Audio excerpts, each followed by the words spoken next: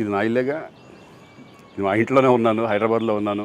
So నేను విన్నాను పొద్దున్నుంచి, నాకు ఫోన్లు రావడం జరిగింది. నేను కూడా వీడియో క్లిప్ చూశాను. మన మీడియా మిత్రులు చాలామంది నన్ను అడిగి క్లారిఫై చేసుకున్నారు. వాళ్ళ దాంట్లో రాలేదు నాకు తెలిసి.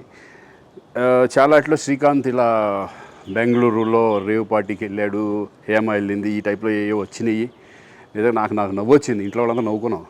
ఇదేంటిది, మొన్న ఏమో విడాకులు ఇచ్చి పిచ్చేశారు నా భార్యతో, ఈరోజేమో రేవ్ పార్టీలకి వెళ్ళాడు అని వచ్చేసినాయి. కానీ ఒకటి వాళ్ళు కొంచెం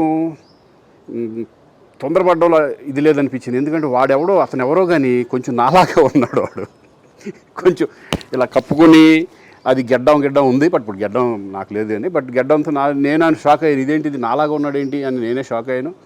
సో దయచేసి ఎవరు నమ్మొద్దు. ఎందుకంటే రేవ్ పార్టీలకి వెళ్ళే కల్చర్ నాది కాదు, పబ్ కల్చర్ మనిషిని కాదు నేను. సో దయచేసి ఎవ్వరూ ఈ విషయాన్ని నమ్మొద్దు.